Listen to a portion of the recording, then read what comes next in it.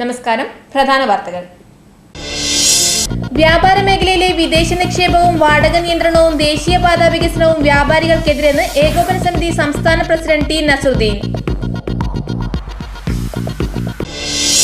ജില്ലയിൽ പലയിടത്തും വേനൽ മഴ പെയ്തു. കടുത്ത ചൂടിന് ആവശ്യമായി പെയ്ത വേനൽ മഴ ശക്തി പ്രാപിച്ചത് കാസർഗോഡ്.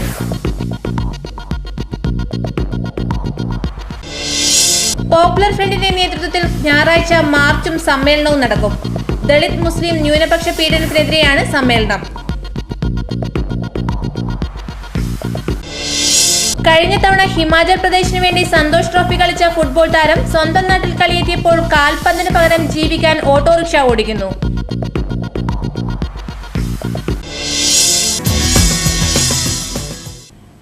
വാർത്തകൾ വിശദമായി.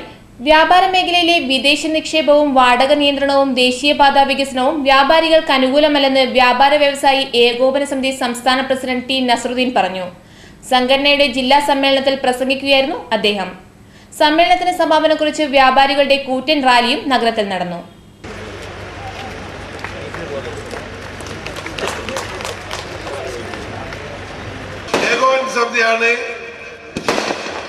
കേരളത്തിലെ 9 ലക്ഷം കച്ചവടക്കാരനെ കുടിയൊഴിപ്പിക്കുന്ന നിയമത്തിനെതിരെ പടപൊരുത്തുന്നത്. നമ്മുടെ നാട്ടിൽ പണ്ടുകാലത്ത് തേങ്ങ വലിക്കുന്ന പറമ്പിൽ തേങ്ങ പോകുന്നത് നോക്കുവാൻ വേണ്ടി ഒരാള് പറമ്പിൽ വെച്ചാൽ അയാൾക്ക് 10 സെന്റ് കൊടുക്കണമെന്ന് വിധി വാങ്ങിയ നാട്. നമ്മുടെ കടയിൽ ഒരാളെ ജോലിക്ക് വെച്ചാൽ അയാൾ 55 വയസ്സ് വരെ പോറ്റണം. അതിനിടയിൽ പോയാൽ പറഞ്ഞാൽ ആനുകൂല്യങ്ങൾ കൊടുക്കേണ്ടതാണ്. 10-50 കൊല്ലമായി കച്ചവടം ചെയ്ത് കച്ചവടക്കാരൻ ഒരു സുപ്രഭാതത്തിൽ പൊടിയും തട്ടിപ്പോണം എന്ന ഒരു നിയമം ഈ രാജ്യത്തുണ്ടാക്കിയാൽ അത് അനുസരിക്കാൻ നമ്മൾക്ക് കൂടി പ്രാതിനിധ്യമില്ലാത്ത നിയമസഭ പാസാക്കുന്ന ആ നിയമം അനുസരിക്കാൻ കേരളത്തിലെ വ്യാപാരികൾ തയ്യാറല്ലെന്ന്.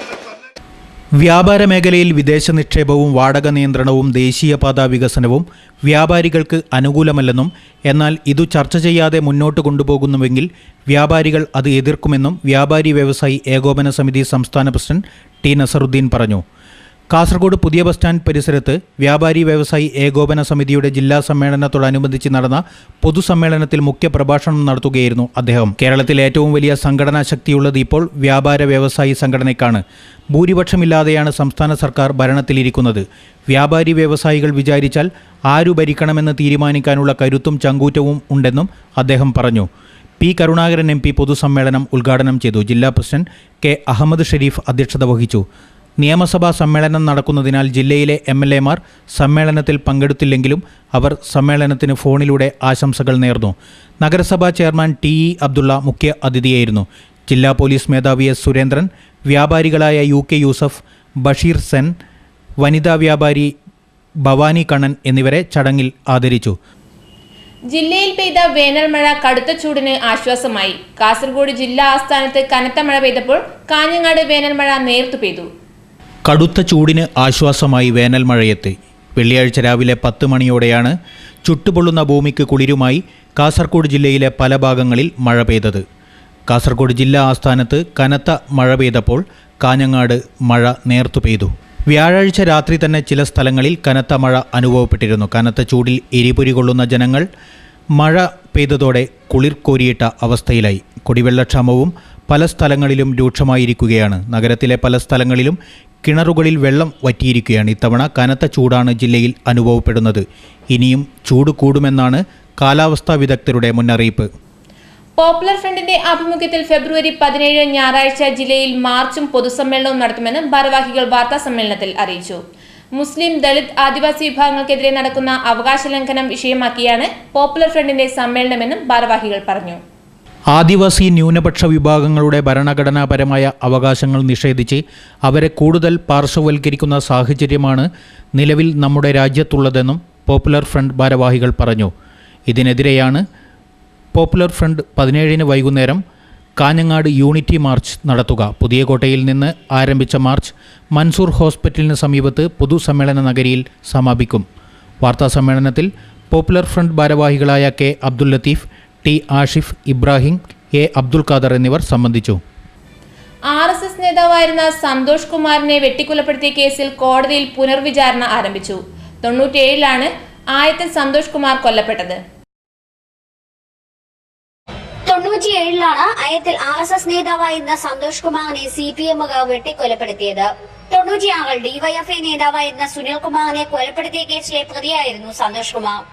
ഇതിന്റെ പകപോക്കാനാണ് CPM സന്തോഷ് കുമാറിനെ കൊലപ്പെടുത്തിയതെന്ന് പോലീസ് അന്വേഷണത്തിൽ വ്യക്തമായി. CPM-കാരായ 7 പേരാണ് പ്രതിപട്ടികയിൽ ഉൾപ്പെട്ടിരുന്നത്. ഇതിൽ കാളി സജീവ്, ജയപ്രകാശ് എന്നിവർ ഒളിവിലായിരുന്നു. മറ്റൊരു പ്രതി കടക്കൽ സന്തോഷ് ആത്മഹത്യ ചെയ്തു. ശേഷിച്ച 4 പ്രതികളെ കോടതി ജീവപര്യന്തം ശിക്ഷിച്ചു. പിടികിട്ടാപ്പുള്ളിയായിരുന്ന കാളി സജീവിനെ കഴിഞ്ഞ മാർച്ചിൽ അറസ്റ്റ് ചെയ്തതോടെയാണ് കേസിൽ പുനർവിചാരണ ആരംഭിച്ചത്. വിചാരണ വേളയിൽ മുഖ്യസാക്ഷിയായിരുന്ന വിജയകുമാർ നൽകിയ മൊഴിയുടെ അടിസ്ഥാനത്തിലാണ് നഗരസഭാ സ്റ്റാൻഡിംഗ് കമ്മിറ്റി ചെയർമാനായ നൌഷാദ് ഉൾപ്പെടെ 2 പേരെ കൂടി പ്രതി ചേർക്കാൻ കോടതി ഇപ്പോൾ ഉത്തരവിട്ടിരിക്കുന്നത്. ഇടവേള. ഹൃദയം തൊട്ടറിഞ്ഞ പാരമ്പര്യം. കണ്ണൻസ് കാഞ്ഞങ്ങാട്. മഞ്ഞു പെയ്യും വസന്തം. മലയാളിക്ക് എന്നും മംഗല്യകാലം. മംഗല്യപ്പട്ടിന് മറുനാട് തേടുന്ന മലബാറുകാരോടായി മാനത്തെ മാലാഖമാർ ചൊല്ലി. കാഞ്ഞങ്ങാട് കണ്ണൻസിലെ പട്ടല്ലേ മലബാറിലെ മംഗമാരുടെ മംഗല്യപ്പട്ട്.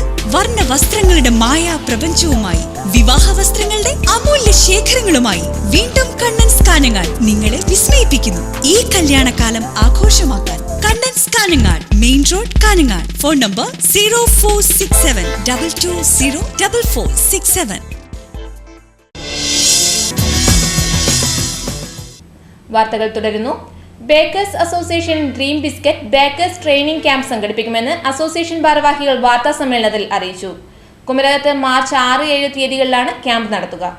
നമ്മുടെ നാട്ടിൻ്റെ വ്യവസായം ഇന്ന് ഇന്ത്യയിൽ ഏറ്റവും ഭാവി ഉള്ള ഏറ്റവും നല്ല ഒരു വ്യവസായമാണ് ഭക്ഷ്യമേഖല. അതിൽ തന്നെ ലോകത്തിൽ ഏറ്റവും കൂടുതൽ ബേക്കറി ശൃംഖലകളുള്ള കേരളത്തിൽ ബേക്കറിക്കുള്ള ഈ ഭക്ഷ്യമേഖലയ്ക്കുള്ള പ്രാധാന്യം ഗവൺമെൻറ് ശ്രദ്ധയിൽ കൊണ്ടുവരുവാൻ ഒരു പരിധിവരെ സാധിച്ചിട്ടുണ്ട്. എങ്കിലും അതിനർഹമായ പ്രാധാന്യവും പരിഗണനയും ഇനിയും ലഭിക്കുന്നില്ല എന്നുള്ളൊരു പരാതിയും നിലനിൽക്കുന്നുണ്ട്. ഏതായാലും നാം വളരെ വലുതായി കാണാത്ത കേരളത്തിലെ ഏറ്റവും വലിയ ഒരു കുടിൽ വ്യവസായമായി മാറുകയാണ് കേരളത്തിലെ ബേക്കറി മേഖല.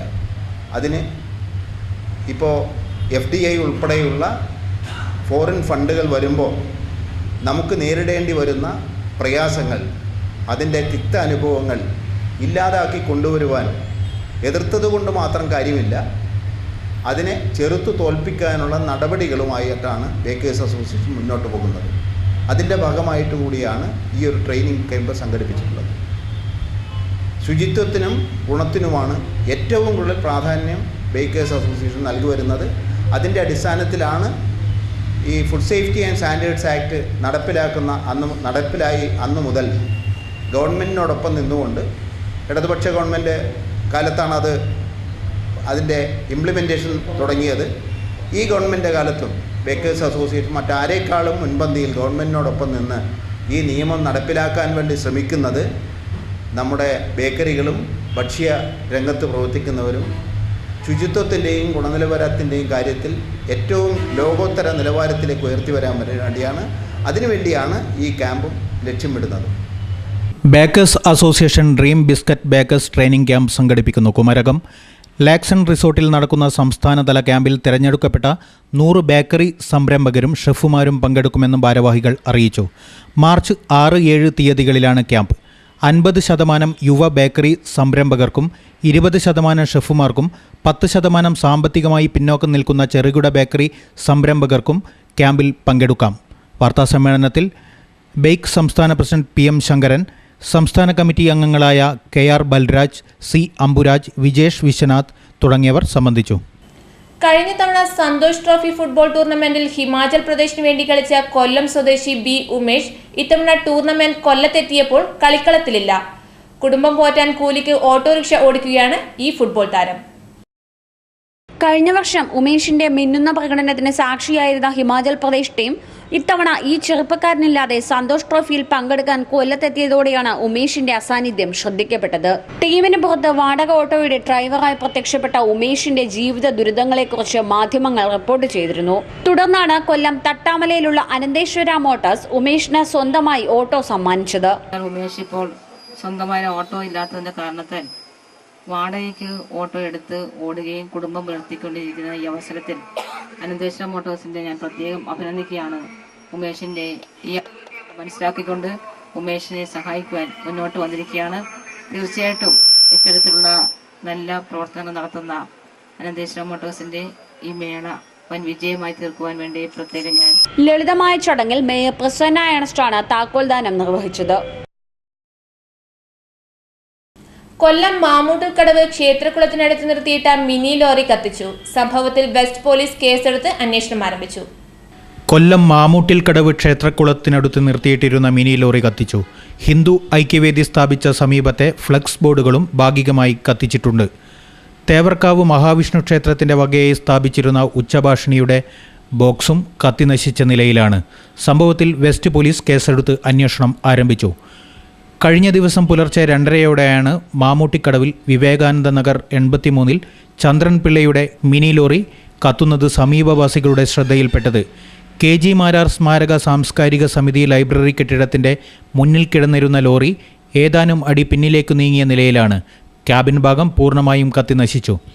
Assistant police commissioner B. കൃഷ്ണകുമാറിൻ്റെ നേതൃത്വത്തിൽ പോലീസ് സ്ഥലത്തെത്തി.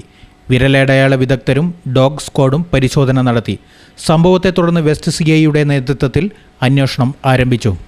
പ്രധാന വാർത്തകൾ ഒരിക്കൽ കൂടി. വ്യാപാര മേഖലയിലെ വിദേശ നിക്ഷേപവും വാടക നിയന്ത്രണവും ദേശീയപാത വികസനവും വ്യാപാരികൾക്കെതിരെന്ന് ഏകോപന സമിതി സംസ്ഥാന പ്രസിഡന്റ് T. നസറുദ്ദീൻ. ജില്ലയിൽ പലയിടത്തും വേനൽ മഴ പെയ്തു. കടുത്ത ചൂടിന് ആവശ്യമായി പെയ്ത വേനൽ മഴ ശക്തി പ്രാപിച്ചത് കാസർഗോഡ്.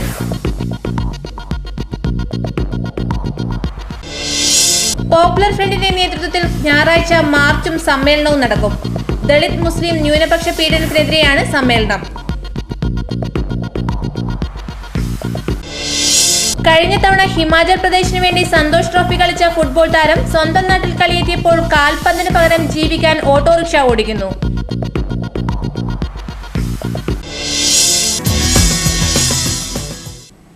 വാർത്തകൾ കഴിഞ്ഞു. നമസ്കാരം.